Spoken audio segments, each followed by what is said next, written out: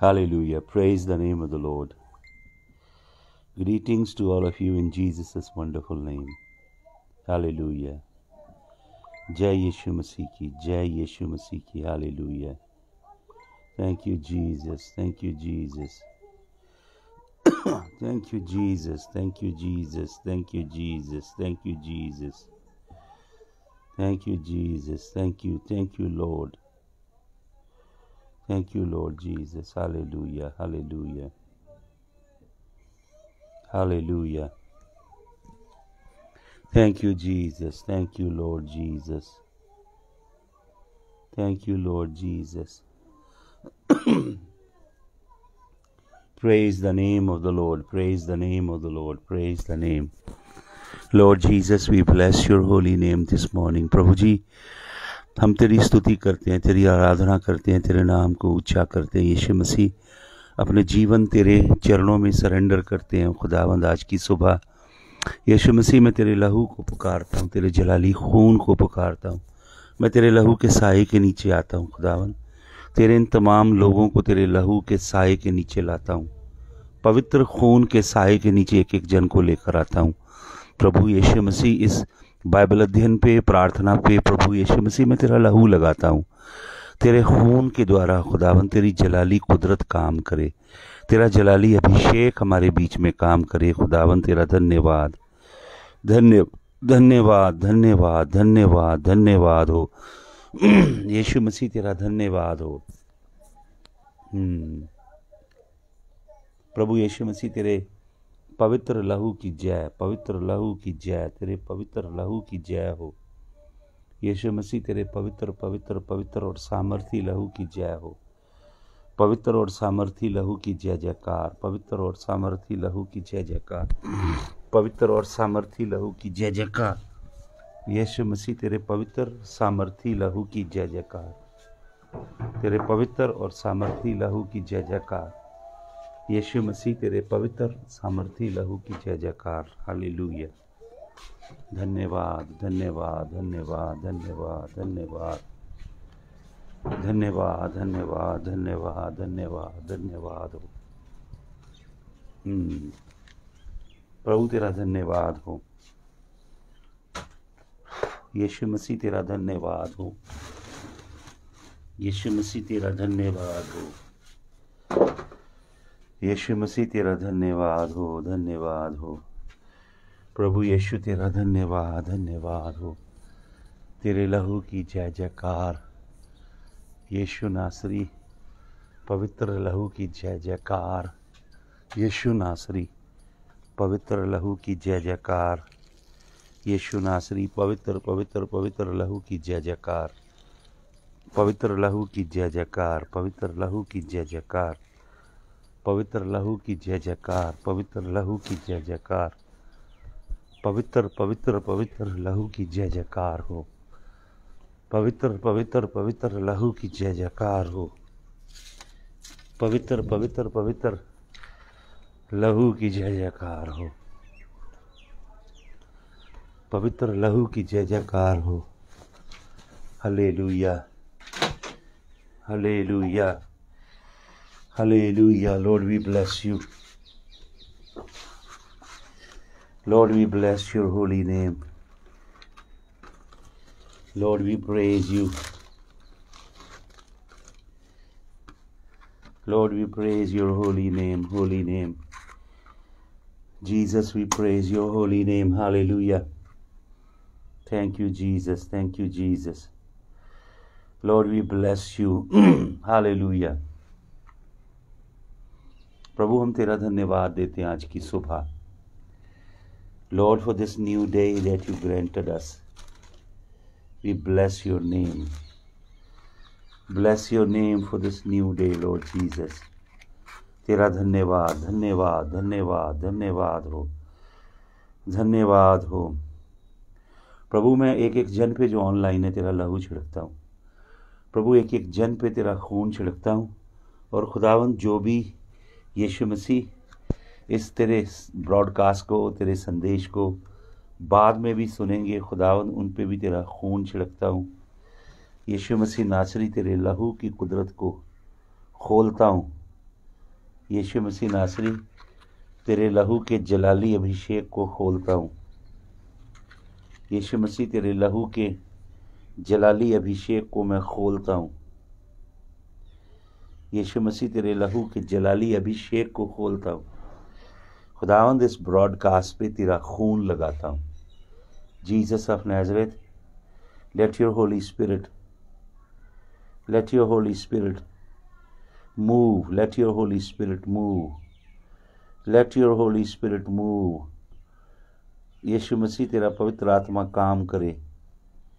तेरे पवित्र आत्मा की कुदरत को हम खोलते हैं, पवित्र आत्मा के अभिषेक को खोलते हैं। Lord, I ask your angels to be unleashed.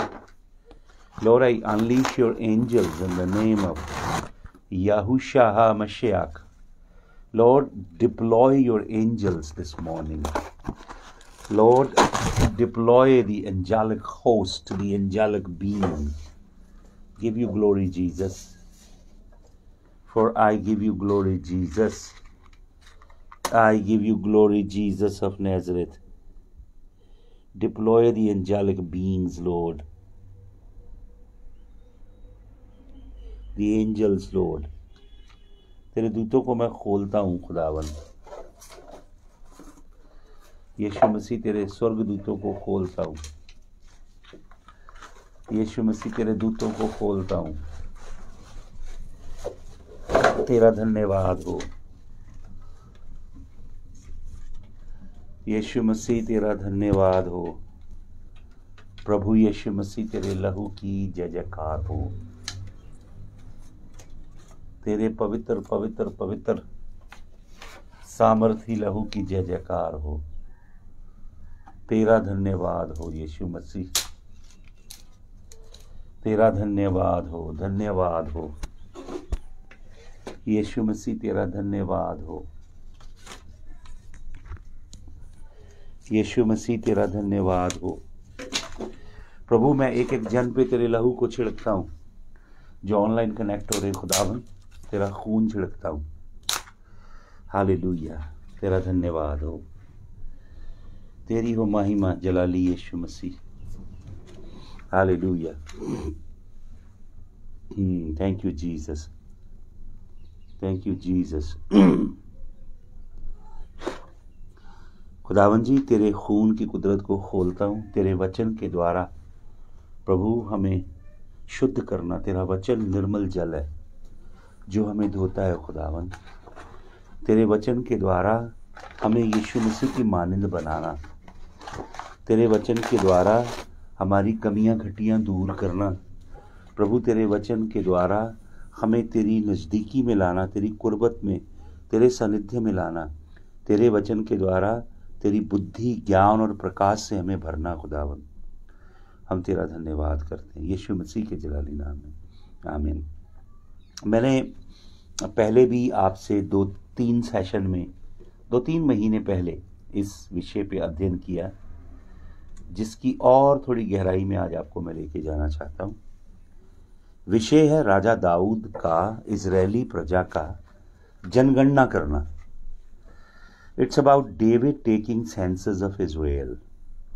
Dawood Israel की जनगणना करता है। पहला इतिहास 21 अध्याय के पहले वचन को जब हम पढ़ते हैं, 1 क्रॉनिकल्स चैप्टर 21 वर्स 1, पहला इतिहास 21 का 1, वहां लिखा, and Satan stood up against Israel and provoke David to number Israel. शैतान इजराइल के विरुद्ध खड़ा हुआ और उसने दाऊद को उकसाया कि वो इजराइल की जनगणना करे। पहला इतिहास 21 के 1 में ये लिखा है। लेकिन दूसरा जो नैरेटिव है वो सैमुएल की पुस्तक में है।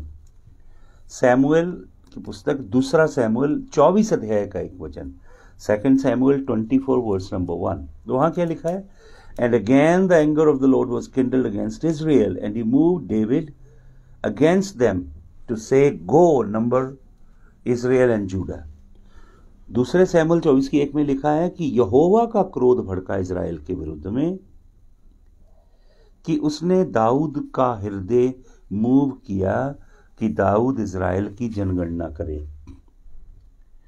तो दोनों वचनों में देखने में विरोधाभास लगता है। पहले लिखा शैतान ने ये काम किया, दूसरी जगह हम पढ़ रहे हैं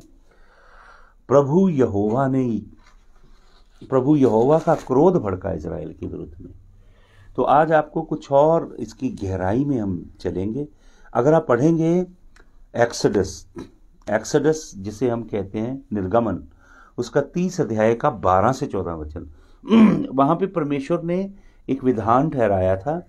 प्रभु यहोवा का ये आदेश था कि जब भी इजराइल की जनगणना की जाए तो एक एक जान अपने आप को रिडीम करे। जनगणना करना एक बहुत गहरा आध्यात्मिक कार्य था। प्रभु ने कहा कि जब इजराइल की जनगणना की जाएगी तब प्रत्येक व्यक्ति जिसकी जनगणना की जाएगी, निर्गमन की पुस्तक 30 अध्याय एक्सोडस 30 वर्सेस 12 to 14, निर्गमन 30 अध्याय 12 से 14 में पढ़िएगा। वहां पे लिखा जब भी इजराइल की जनगणना की जाएगी प्रत्येक इजरायली यहोवा को एक भेंट देगा, एक ऑफरिंग देगा, और वो भेंट होगी आधा शेकल की। शेकल चांदी का सिक्का होता था जो यहोवा परमेश्वर को अर्पण किया जाता था नजराने के तौर पे, भेंट के तौर पे। उसे मिल्काह कहते हैं। बाइबल में पुराने नियम में इब्रानी भाषा में, यूनानी भाषा में भी जितने शब्द हैं, किसी भी शब्द का आप अनुवाद दान नहीं कर सकते। जैसे अक्सर चर्चेस के अंदर पादरी लोग बोलते हैं आइए प्रभु के लिए दान देंगे। अरे भाई, प्रभु को आप दान नहीं दे सकते। दान आप उसे देते हो जिसकी हैसियत आपसे कम होती है। दान आप देते हो भिखारी को, दान आप देते हो किसी गरीब व्यक्ति को। जिसकी हैसियत आपसे ज्यादा हो उसे आप दान नहीं दे सकते। यदि आप यीशु मसीह को, यहोवा को दान देना चाहते हो तो आपको यीशु मसीह से, परमेश्वर यहोवा से, पवित्र आत्मा से ज्यादा अमीर होना पड़ेगा। तो ये बहुत गलत शब्द है जो लोग इस्तेमाल करते हैं, आइए हम प्रभु को दान देंगे। प्रभु यहोवा को आप दान नहीं देते। हिब्रू वर्ड है मिनकाह। हालांकि अलग अलग शब्द हैं, लेकिन सबसे ज्यादा प्रयोग होने वाला शब्द है मिनकाह, जिसका मतलब है गिफ्ट, हालेलुया, तोहफा, नजराना। यदि मान लो आप दिल्ली में रहते हैं, आपके इलाके में दिल्ली में सबसे अमीर व्यक्ति है जो कम से कम 2000 करोड़ का मालिक है, बहुत बड़े मैंशन में वो रहता है। आप एक सुबह उठें, उसके घर जाएं, उसका डोर बेल बजाएं और वो व्यक्ति बाहर आए और आप उससे कहें मैं आपको दान देने आया हूं, वो अरबोंपति व्यक्ति वो आपको भगा देगा। लेकिन मान लो आप जाते हो, एक छोटा सा बॉक्स आपने रैप किया ब्यूटीफुली, आप उनकी डोरबेल बजाते हो और उनसे कहते सर मैं आपको भेंट देने आया हूं, तो बेशक वो कितना भी बड़ा व्यक्ति क्यों ना हो, वो पिघल जाएगा आपका शब्द गिफ्ट सुन के और वो आपकी भेंट को स्वीकार करेगा। परमेश्वर को आप भेंट देते हो, नजराने देते हो, तोहफे देते हो, दशमांश देते हो, अपनी सुखना जो सुखी होती है वाउज, वो यहोवा को चढ़ाते हो। यहोवा को आप दान नहीं देते। मैं अक्सर पासवानों को सिखाता हूं, भाई ये गलत शब्द मत इस्तेमाल करें। आप देखिए किसी पिंगलवाड़े में जाएं, अनाथ आश्रम में जाएं, वहां पे बॉक्स पड़े होते, उनके ऊपर लिखा होता दान पात्र। चर्च में भी जाओ, वहां भी लिखा होता दान पात्र। अरे भाई, हमारा परमेश्वर भिखारी नहीं है। सुन लीजिए, मैं आपको असली शब्द बाइबल में से निकाल के बताता हूं। मैं अपने आप से कोई तर्जुमा नहीं करता, मैं बड़े बड़े जुमले नहीं बोलता, ये करने जा रहा है, वो करने जा रहा है, झूठी भविष्यवाणियां नहीं करता, फैंसी वर्ड्स यूज नहीं करता। मैं आपको यहोवा का सच्चा कलाम दिखाता हूं। और बहुत लोगों को जलन होती है क्योंकि यहोवा का कलाम है ही ऐसा। दीन लोग खुशी से इसे ग्रहण करते हैं और अपना जीवन बदल लेते हैं। घमंडी लोग, परमेश्वर का वचन टेस्ट करता है लोगों को, और घमंडी लोगों के ऊपर दंड भी आता है। तो सुन लीजिए, एक भेंट ली जाती थी। निर्गमन 30 अध्याय के 12 से 14 वचन में लिखा है, सेंसस लेने से पहले वो प्रत्येक व्यक्ति की रिडेम्पशन होती थी, प्रत्येक व्यक्ति के प्राणों का प्रायश्चित होता था। लेकिन आज मैं आपको उससे भी गहरी बातें बताने जा रहा हूं। कुछ लोग कहते हैं कि दाऊद ने भेंट नहीं ली इसलिए यहोवा की सजा आ गई, लेकिन आज आपको बहुत डीप बातें बताने जा रहा हूं। ध्यान से इन वचनों को सुनिएगा। हालेलुया। सुनिए ध्यान से, एक वचन पढ़िए, होशे नबी की पुस्तक 1 अध्याय का 10 वचन। होशे नबी की पुस्तक 1 अध्याय का 10 वचन, यहां लिखा है होशे 1 का 10, Yet the number of the children of Israel shall be as the sand of the sea, which cannot be measured nor numbered. And it shall come to pass that in the place where it was said unto them, Ye are not my people, there it shall be said unto them, Ye are the sons of the living God. ये बहुत ही गहरा scripture है। यह लिखा है होशे 1 के 10 में, Yet the number of the children of Israel shall be as the sand of the sea, which cannot be measured nor numbered. Israeli लोगों का शुमार, उनकी गिनती वो समुद्र की रेत की मानिंद होगी, जिसे ना तो तोला जा सकता है ना गिना जा सकता है। And it shall come to pass that in the place where it was said unto them, Ye are not my people. प्रभु कहता है वो जगह जहां मैंने तुमसे कहा था कि तुम मेरे लोग नहीं हो, वहां ये कहा जाएगा कि तुम अब मेरे लोग हो। ये बहुत डीप स्क्रिप्चर है। हालेलुया। अगर इसे गहराई से देखेंगे तो ऐसे आभास दे रहा है कि इजरायली लोगों की जनगणना नहीं की जाए। हालेलुया। लेकिन हम और आगे बढ़ेंगे, जो स्क्रिप्चर मैंने आपको दिए उन स्क्रिप्चर्स के अंदर हम चलेंगे। पहला इतिहास 21 का 1 और दूसरा सैमुएल 24 का 1।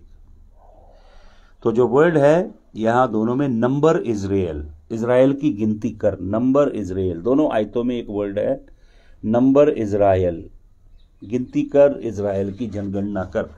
तो नंबर इजराइल के लिए हिब्रू वर्ड है लमनूथ एथ इजराइल, लमनूथ एथ इजराइल। बोले मेरे साथ, लमनूथ एथ यशरेल, लमनूथ एथ यशरेल। हिब्रू वर्ड है लमनूथ, लामेड मेम नुन वाव ताव अलफ ताव, लमनूथ। यशरेल के लिए सुने हिब्रू वर्ड क्या, यशरेल, जिसे हम इजराइल कहते हैं। हिब्रू प्रोनाउंसिएशन है यशरेल। यशरेल के लिए वर्ड है युद शिन रेश अलफ लामेड, लमनूथ यशरेल। तो हम देखते हैं कि सेंसस जो है वो एक तरह देखने से लगता है कि फॉरबिडन नहीं था। बहुत सारे ओकेजन्स के ऊपर सेंसस लिया गया, लोगों की काउंटिंग की गई। परमेश्वर ने लोगों को काउंट किया of the tabernacle as a way of expressing his love for each individual. जब यहोवा सेंसस लेता है तो यहोवा ये दिखाता है कि मैं तुम्हारा पर्सनल परमेश्वर हूं, मैं तुम्हारे एक एक के जीवन में रुचि रखता हूं।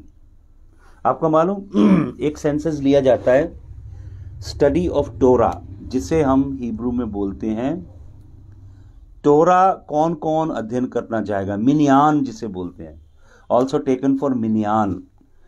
वो काउंट किया जाता है कि कौन कौन यहोवा के परमेश्वर के कलाम का गहरा अध्ययन करेंगे, तो अभी सेंसस लिया जाता है। कितने टोरा के स्टूडेंट्स होंगे। तो ये सभी सेंसस जो हैं ये इंटरनली परफॉर्म किए जाते थे। और दूसरा सेंसस लिया जाता था एक टोरा स्टूडेंट्स का, और दूसरा लिया जाता था वॉरियर्स का। जवान यहूदी कौन कौन लड़ाई के मैदान में जाने के लिए फिट है, कौन कौन लड़ाई के मैदान में जाने के लिए विलिंग है। तो ये इंटरनल सेंसस लिए जाते थे। तो अब राजा दाऊद के विषय में, कि राजा दाऊद एक सेंसस लेता है, जिसके विषय में दूसरा सैमुएल उसके 24 अध्याय में हम पढ़ते हैं, और 24 के पहले वचन से, और पहला क्रॉनिकल्स उसके 21 अध्याय के पहले वचन में पढ़ते हैं। ये ऐसा कौन सा अपराध वाला काम राजा दाऊद ने किया, या इसके अंदर क्या गहरा भेद छिपा हुआ है, कि ये सेंसस जब लिया गया, जनगणना जब की गई, परमेश्वर का क्रोध भड़का और परमेश्वर ने एक प्लेग भेजी। प्लेग समझते हैं, जैसे ये प्लेग कोरोना वायरस पृथ्वी पे चल रहा है, ऐसे यहोवा परमेश्वर प्लेग भेजता है। प्लेग शैतान नहीं भेजता, प्लेग्स इज़राइल का परमेश्वर यहोवा भेजता है। हालेलुया। वचन को ध्यान से अध्ययन करेंगे तब सब बातें आपको समझ आएंगी, बाइबल के भेद और रहस्य आपको समझ आएंगे। यहोवा परमेश्वर ने प्लेग भेजी और इतनी डेवस्टेटिंग प्लेग थी ये कि बाइबल में लिखा है कि इस प्लेग की वजह से 70,000 लोग कुछ ही पल में मारे गए। कुछ पल में, कुछ समय में 70,000 लोग मार दिए गए।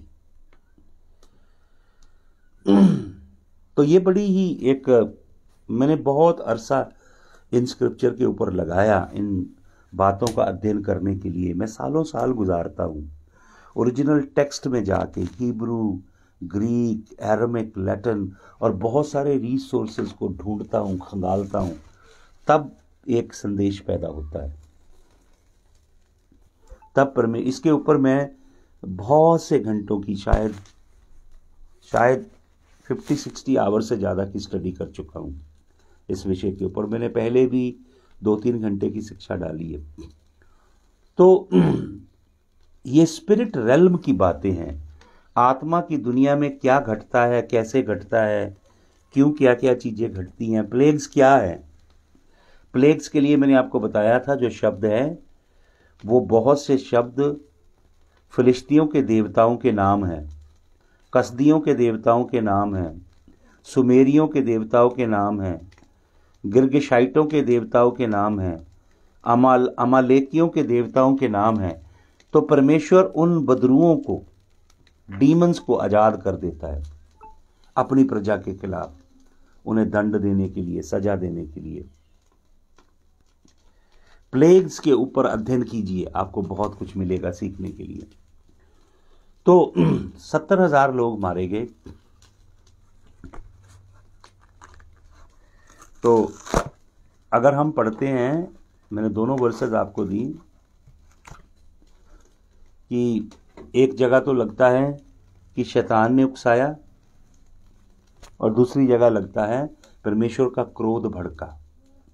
तो अब हम ध्यान से पढ़िए, आइए मेरे संग। 2 सैमुएल, 2 सैमुएल में लिखा, God's anger was kindled. 2 Samuel 24 chapter verse number 1, यहोवा का क्रोध भड़का। अब सुनिए ध्यान से, यहां पे यहोवा के एंगर के लिए जो वर्ड यूज हुआ है वो हिब्रू में वो वर्ड नहीं है जो अक्सर यहोवा के एंगर के लिए यूज होता है।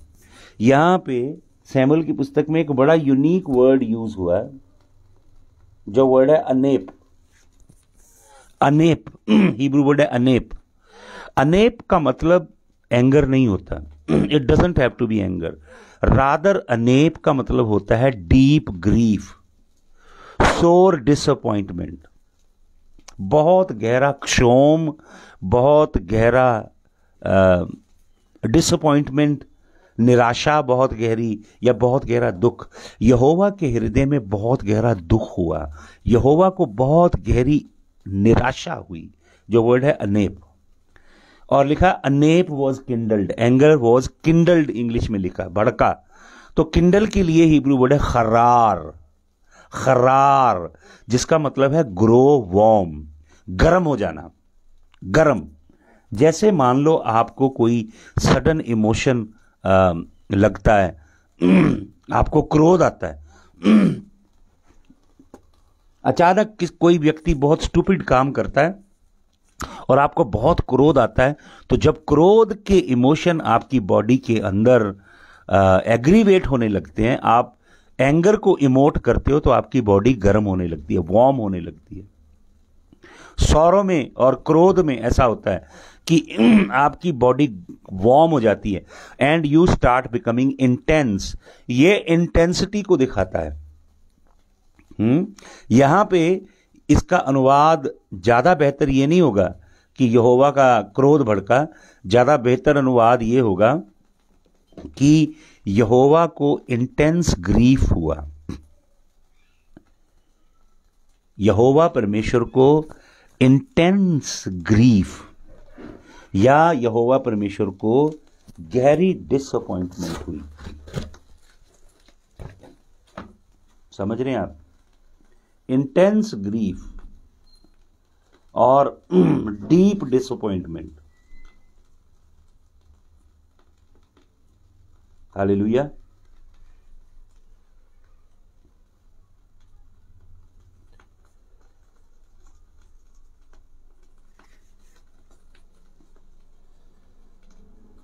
हालेलुया।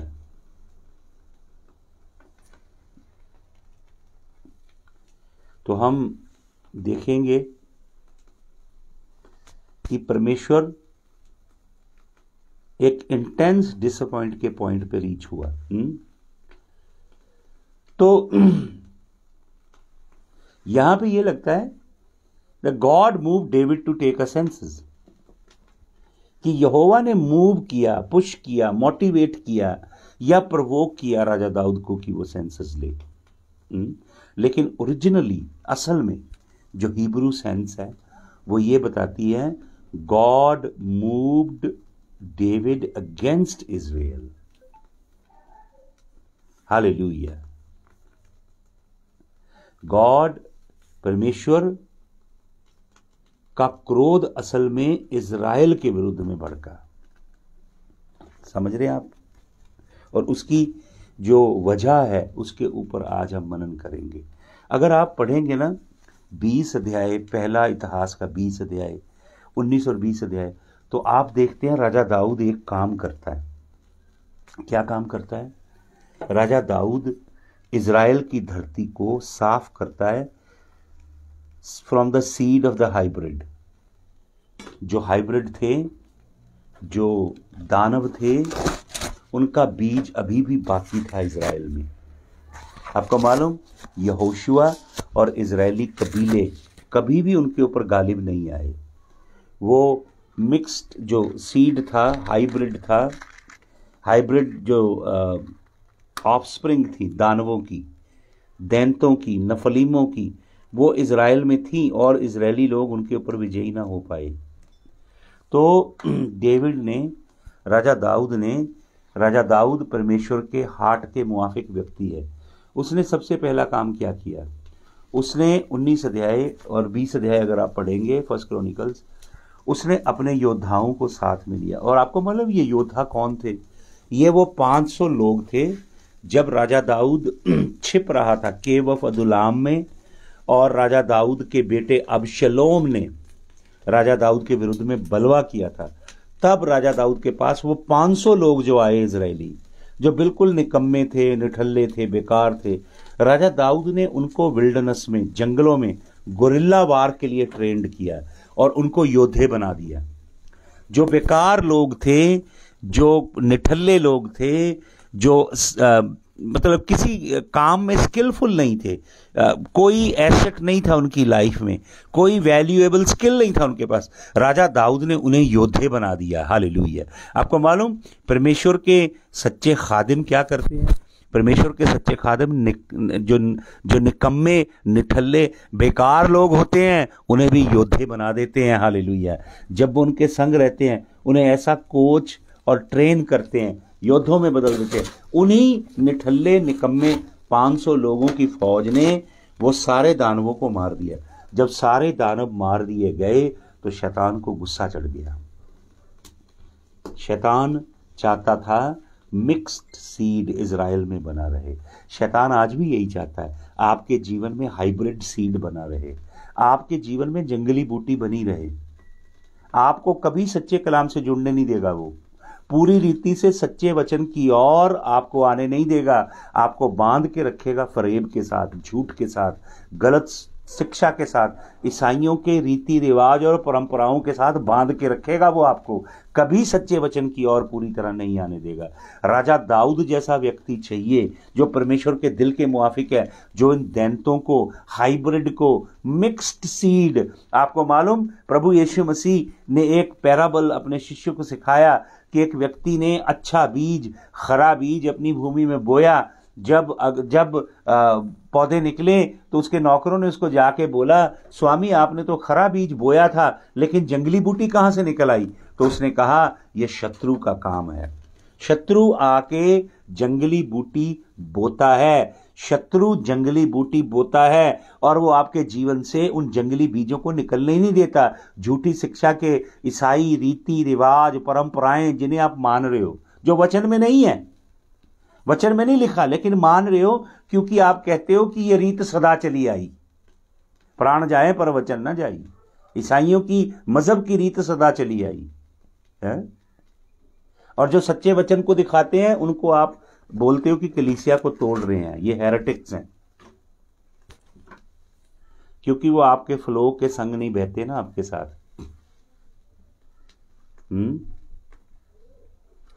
मैं पढ़ रहा था तलमुद का एक सेक्शन, तलमुद का एक सेक्शन शैतानी है, लेकिन तलमुद का एक सेक्शन विजडम से भी भरा है।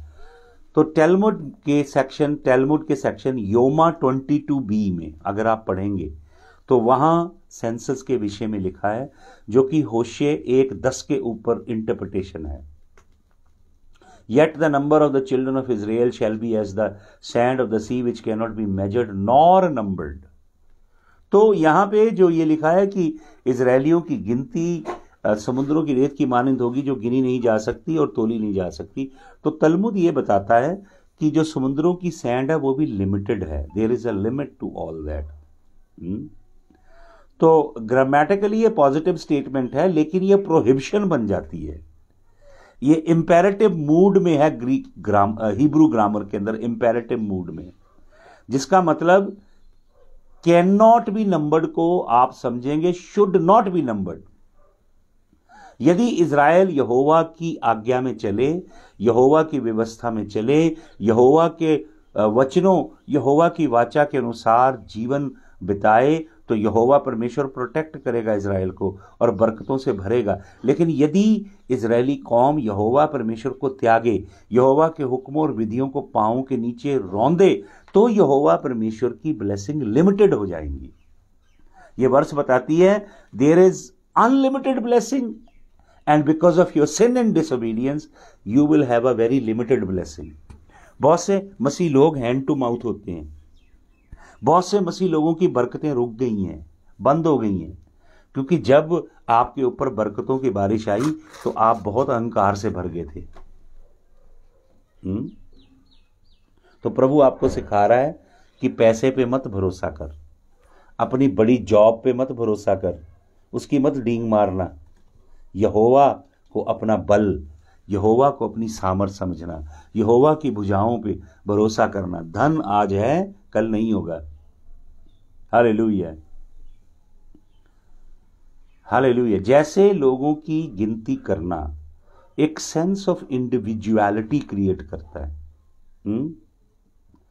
तो लोगों की गिनती ना करके आप यूनिटी डिक्लेयर करते हो। आप देखिए कितनी डिविजिव होते हैं सेंसेस दुनिया के अलग अलग देशों में।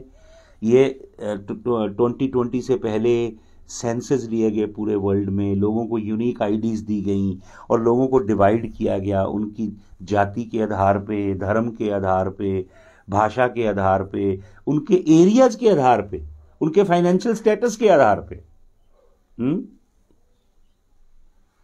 लेकिन दाऊद ने यह काम क्यों किया? दाऊद तो यूनिटी को डिटरमिन करना चाह रहा है कि इजराइल इकट्ठा है?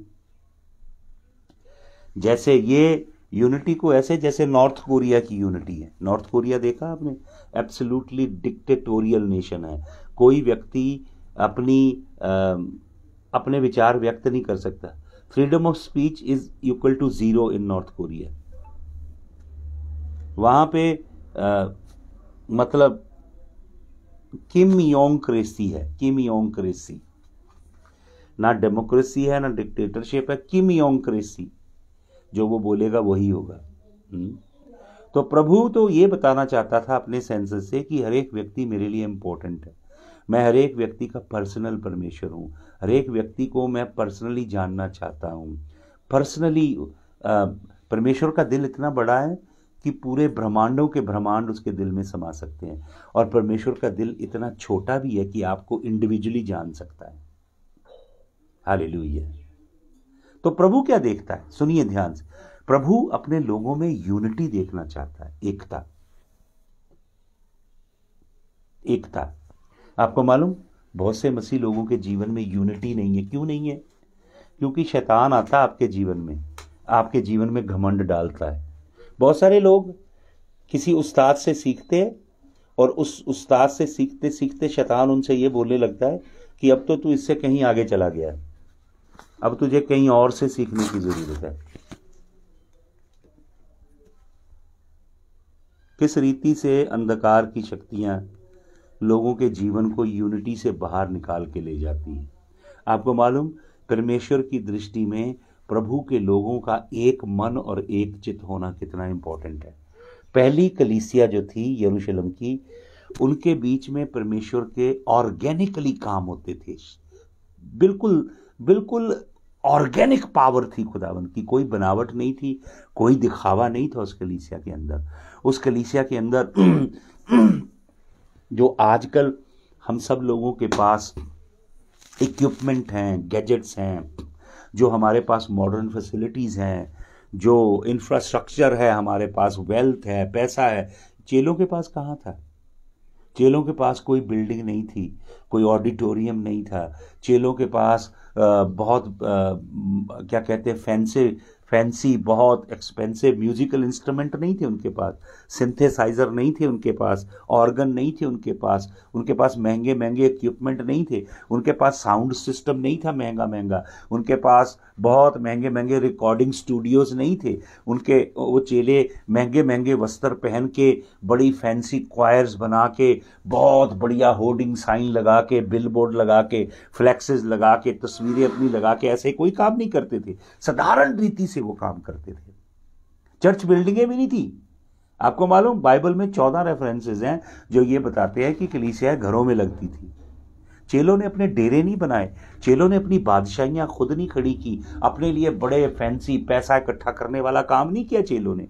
वो साधारण ढंग से ऑर्गेनिकली काम करते थे। हालेलुया। लेकिन वो एक मन और एक चित्त थे। वचन में लिखा, they were in one accord. One accord English में लिखा है। अकॉर्ड, एक अकॉर्ड में। आप अकॉर्ड समझते हैं? अकॉर्डियन वर्ड वहीं से निकलता है, अकॉर्डियन या harmonium.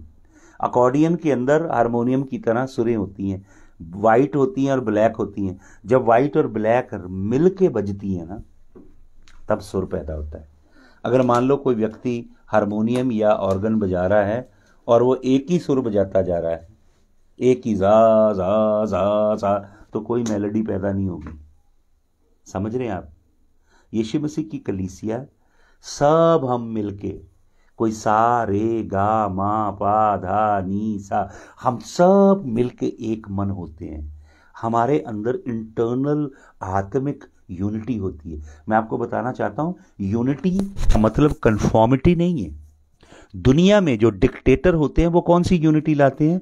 Unity of conformity. They want everybody to look alike. God doesn't want everybody to look alike. When God talks about unity, it's not conformity. God wants the unity in the spirit, even though there is diversity. We all are created uniquely. Everybody thinks differently. Everybody perceives differently. Everybody has been given a gift by God which is very unique. So we all come together. God is not asking us to conform and become like one.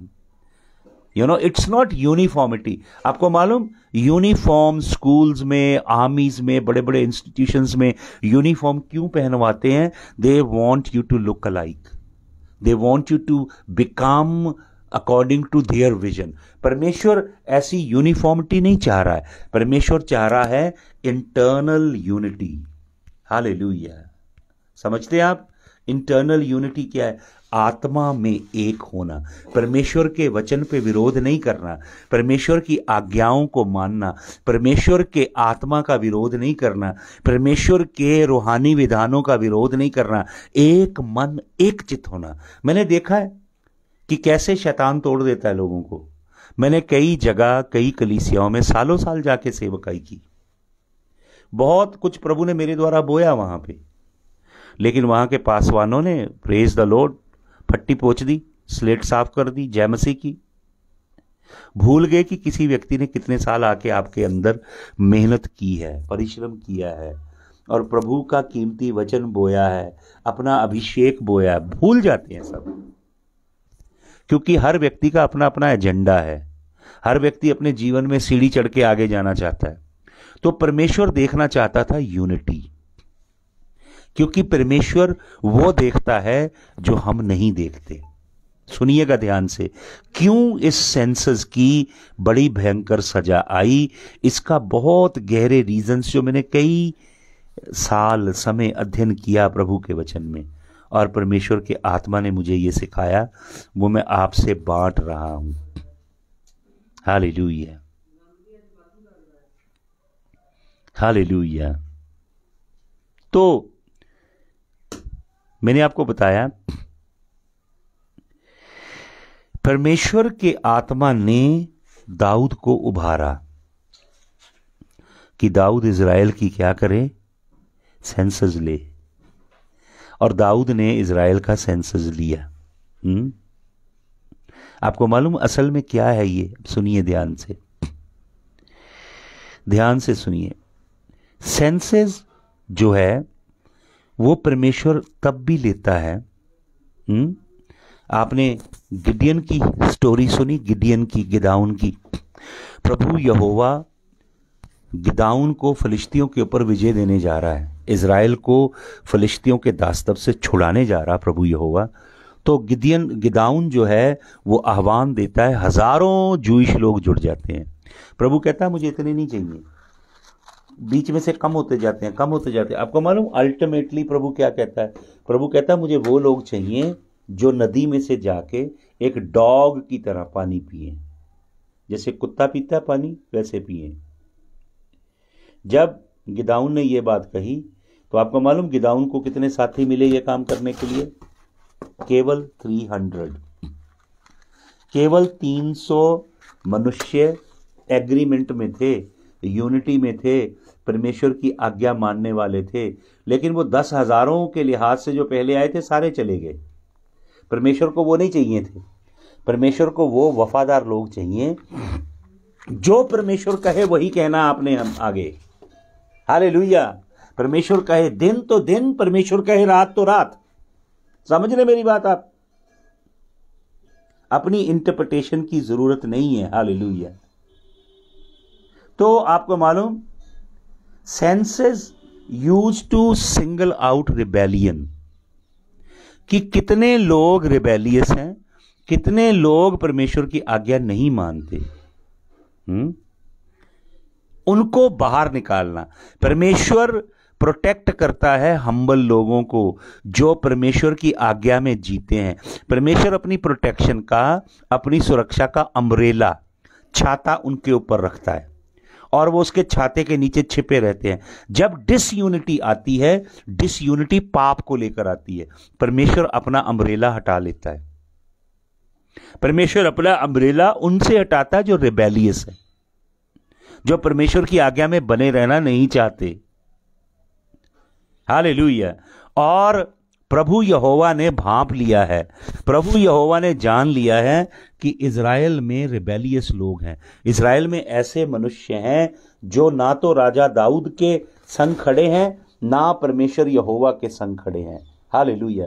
तो परमेश्वर को मालूम है कि ये जो rebellious लोग हैं, जो बलवा करने वाले लोग हैं, जो अन आज्ञाकारिता में, डिसोबीडियंस में चलते हैं, और ये वो लोग हैं जो पाप में हैं, क्योंकि ये परमेश्वर की आज्ञा के विरुद्ध हैं अंदर से। तो प्रभु क्या करता है? प्रभु असल में लिखा है God cause David to be removed from the gap. राजा दाऊद को प्रभु हटा लेता है। कहां से? उस गैप में, गैप समझते हैं? परमेश्वर इज़िकियल नबी की पुस्तक में कहता है, मैंने स्वर्ग से देखा कि कोई एक ऐसा व्यक्ति हो जो उस गैप के अंदर, जो बीच में गैप आता है, उस गैप में खड़ा होकर प्रार्थना करे ताकि मैं इजरायली प्रजा को दंड ना दूं। पर मुझे एक भी व्यक्ति ऐसा नहीं मिला।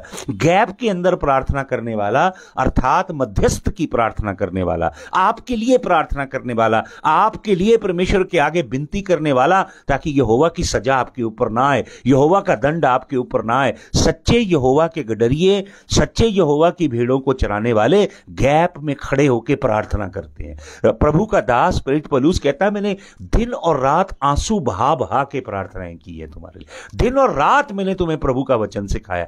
जो आपको दिन और रात प्रभु का वचन सिखाते हैं, दिन और रात आपकी जानों के लिए प्रार्थना करते हैं, दिन और रात जो आपके लिए संलग्न रहते हैं प्रभु के आगे कि वो आपको सिद्ध करके प्रभु के आगे पेश करें, वो सच्चा कलाम आपको सिखाते हैं ताकि आप यीशु मसीह की छवि पे ढलते जाएं। उन्हें जच्चा की पिलाएं लगती हैं ताकि मसीह की शक्ल आपके अंदर बन जाए। तो आप उन्हें क्या देते हो लौटा के? डिसयूनिटी, रिबेलियन, विरुद्ध में खड़े होते हो। परमेश्वर को मालूम था कि दाऊद के विरुद्ध में, इज़राइल के विरुद्ध में, यहोवा के विरुद्ध में लोग खड़े हैं। तो प्रभु यहोवा असल में क्या करता है? He removed David from the gap. उसने राजा दाऊद को गैप से हटा लिया।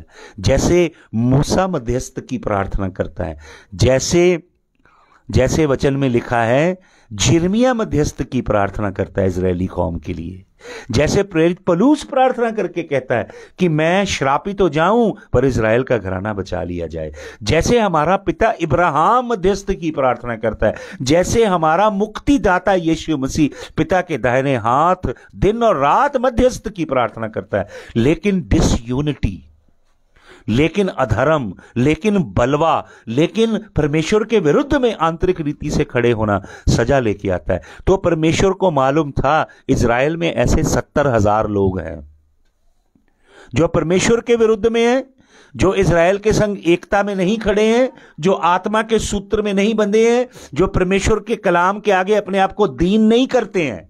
अहंकार आ रहा है जिनके अंदर, घमंड आ रहा है, जो परमेश्वर की व्यवस्था के अधीन नहीं है। तो प्रभु यहोवा ने दाऊद को गैप में से हटा लिया। आपको मालूम जॉन कैल्विन ने क्या कहा? जॉन कैल्विन एक बहुत बड़े विद्वान थे। उन्होंने कहा, जब परमेश्वर किसी कौम को सजा देना चाहता है तो सच्चे अगुओं को हटा देता है और उन्हें झूठे अगुए दे देता है, झूठे अगुए देता है ताकि परमेश्वर उनके ऊपर सजा ले आए। जब तक राजा दाऊद, जो परमेश्वर का सच्चा गडरिया है, जब तक वो है तब तक दंड नहीं आ सकता। तो यहां पे लिखा, God removed David, hallelujah, from the gap which lifted up the umbrella of God's protection against the 70,000 who were in disunity, and the enemy was free to bring a plague upon them until David pleaded with God. आपको मालूम, जब plague आई, बवा आई, तो राजा दाऊद ने क्या किया? राजा दाऊद यहोवा के चरणों में गिरा। 3 ऑप्शन दी गई उसको। जब नबी आया उसने 3 ऑप्शन दी। राजा दाऊद ने यहोवा के हाथों में गिरना चुना। राजा दाऊद ने प्रार्थना क्या की मालूम आपको? राजा दाऊद ने कहा, हे परमेश्वर, ये पाप तो मैंने और मेरे घराने ने किया, सजा मुझे दे। आपको मालूम, परमेश्वर ने दाऊद को सजा नहीं दी, दाऊद के परिवार में से कोई मारा नहीं गया, मालूम आपको? हालांकि राजा दाऊद ने ऐसी प्रार्थना भी की कि हमें सजा दे। सेल्फ इन्फ्लिक्टिंग कर्सेस होते हैं ये। जब आप ऐसी प्रार्थनाएं करते हो तो भी प्रभु यहोवा ने दाऊद के घराने को सजा नहीं दी, बल्कि इजराइल के उन 70,000 लोगों को चुन चुन के मारा जो एग्रीमेंट में नहीं थे, आत्मा में, यूनिटी में नहीं थे, जो बलवे की रूह में चल रहे थे, जो यहोवा के विरुद्ध और इजराइल के विरुद्ध पाप कर रहे थे। उन 70,000 को मार दिया। हालेलुया। लेकिन उससे पहले यहोवा ने दाऊद को वहां से रिमूव किया है। जहां लिखा है ना, ये जो वर्ड है सुन लीजिए, and again the anger of the Lord was kindled against Israel and he moved David. Original Hebrew sense है, he removed David. He removed David from a place where David would pray for the people of Israel and God would relent from unleashing his anger. जब राजा दाऊद एक नबी है, राजा दाऊद एक राजा है, राजा दाऊद एक याजक है, राजा दाऊद हमारे प्रभु यीशु मसीह की तस्वीर है। राजा दाऊद प्रार्थना करेगा, मध्यस्थ की बीच में खड़ा होगा, गैप में यहोवा का दंड नहीं आएगा, लेकिन यहोवा इन लोगों को दंड देना चाहता है जो बलवा कर रहे हैं, इसलिए उसने दाऊद को रिमूव किया है। हालेलुया। सुनिए ध्यान से, अब ध्यान से सुनिएगा जो मैं आपको बताने जा रहा हूं। God moved David to take a census, ये जो टर्म है इसका मतलब है God removed. Actually God moved David against Israel, caused him to say go number Israel. तो यहां पे जो मूव्ड वर्ड है, मैं अब आपको ओरिजिनल सेंस बताता हूं।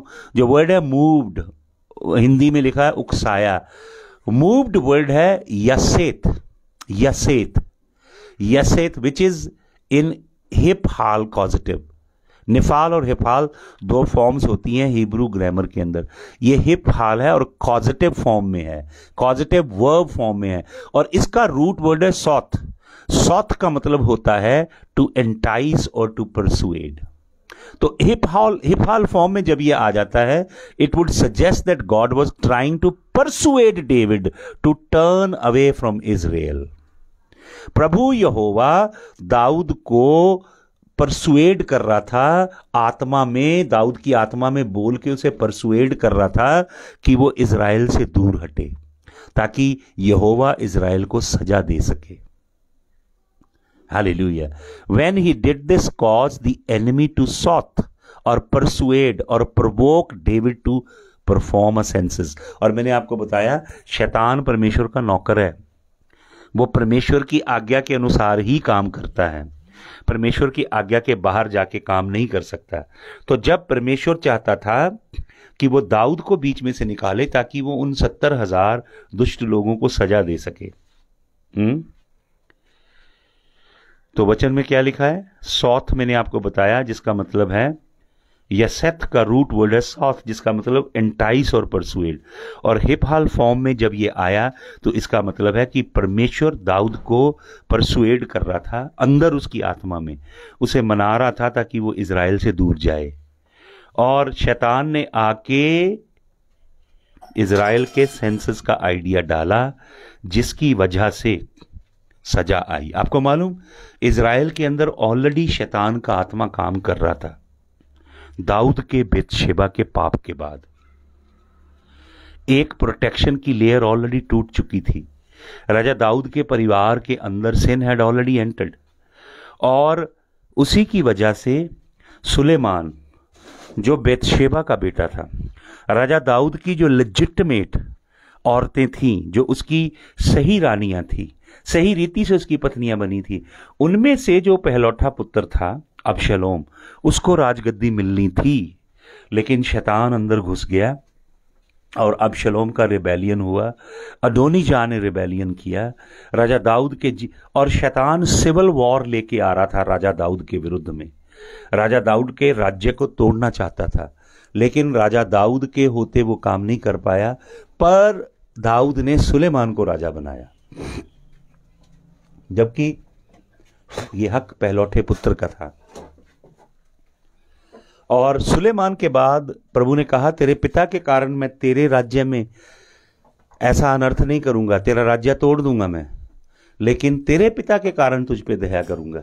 सुलेमान के मरते सिविल वॉर ब्रेकआउट हो गई और इजराइल दो हिस्सों में बंट गया और सजा आ गई इजराइल के ऊपर। आपको मालूम 586 BC से लेके 14 मई 1948 तक इजराइल देश ही नहीं था। तो ये कर्सेस और ब्लेसिंग्स हैं भाइयों और बहनों, ये बहुत डीप हैं, इनका अध्ययन कीजिए परमेश्वर के कलाम में से। ये बहुत बारीकी से लोगों के जीवन में काम करते हैं। तो इन वचनों की गहराई को समझिए। परमेश्वर के कलाम की लेयर्स हैं, जैसे ऑनियन की लेयर्स होती है ना, ऐसे लेयर्स आफ्टर लेयर्स। मैं एक वचन को, मुझे 30-31 साल हो गए प्रभु के संग चलते, कई ऐसे वचन जो मैंने 31 साल पढ़े, 31 सालों से पढ़ता आ रहा हूं, आज भी उनमें से सीखता जा रहा हूं। हालेलुया। तो आइए हम प्रार्थना करें।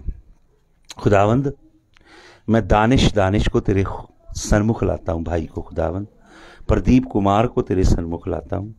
शलोमी क्रिश्चियन के लिए प्रार्थना करता हूँ, तेरा लहू शलोमी क्रिश्चियन पे छिड़कता हूँ, उसके बेटे पे, बच्चे पे तेरा लहू, पति पे तेरा लहू छिड़कता हूँ खुदावन।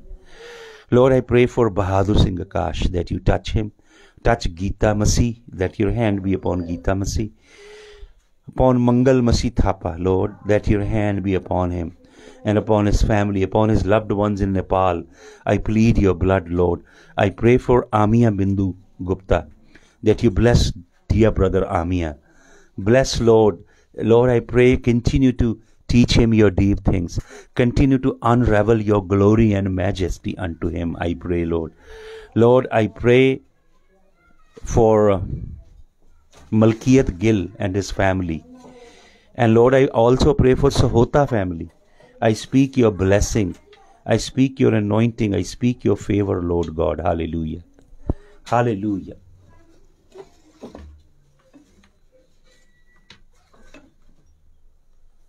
Thank you, Jesus. Lord Jesus, I pray for Bittu Masih. I speak your blessing over him. Speak your blessing over Chandar Mohan, Lord, and his family. I ask your blessing, Lord, over Amarjeet Kaur and her household. Over Komal Masih and her family, I ask your blessing, Jesus of Nazareth. Jesus of Nazareth, I ask you to bless Manjeet Masih and the ministry that he does, Lord. Over Daisy V.S., I ask your favor and blessing. Lord, I pray for Vijay Kumar. I ask your blessing, Lord. Lord, I pray in the name of Jesus over Lalit Mehra and his household. I plead your blood and your blessing. Lord, I pray for Darshan Singh and his household. Plead your blood and your blessing. I pray for Tara Bansal and her household, Lord. Bless her, I pray, in the name of Jesus of Nazareth.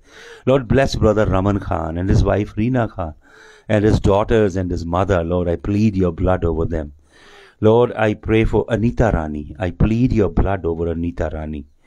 Lord, I pray for Manisha Singhi. I pray for her husband's healing, Lord Jesus of Nazareth. I plead for her healing. Lord, I pray for Devinder Kullar and I pray for her daughter Simran. Let your hand be upon Simran. May you heal Simran, Lord, I pray. Lord, I pray for Seema Singh and her brother Pavan Prasad. Lord, I pray for Pavan Prasad that your hand will heal Pavan Prasad, Lord, that your anointing will heal, that you will put a new lease of life upon Pavan Prasad. Lord, I pray for Monica Sabharwal. I pray for her family. I particularly pray for her son Yash. Lord, I plead your blood in the mighty name of Jesus. Lord, I pray for Mahesh Kumar, her brother. Particularly, Lord, I lift up his wife before you. Lord, I ask your angels to move. I pray for your mercy, Lord. Hallelujah. Lord, bless Emmanuel Sahota, his two sons, his wife, his household, Lord. I plead your precious blood. Your blood, Lord. Your blood, Lord God. Hallelujah. तेरा धन्यवाद, धन्यवाद हो खुदावंद. और भी जितने online लोग हैं विच whom I don't see right now, और भी जो लोग हैं खुदावंद ऑनलाइन जिन्हें मैं नहीं देख पा रहा हूँ, उन सबको तेरे लहू के साए के नीचे लाता हूँ. पास्टर सतपाल को भी तेरे लहू के साए के नीचे लाता. खुदावंद तेरा धन्यवाद. तेरा कलाम ही खजाना है. तेरा कलाम ही हमें तेरे जैसा बनाता है. तेरा कलाम ही स्वर्ग का मार्ग है. बहुत सारे लोग कलाम से प्यार नहीं करते, पैसे से करते हैं. उन्हें कलाम नहीं चाहिए यहोवा का, पैसा चाहिए. जबकि कलाम ने पूरी दुनिया को पैदा किया है.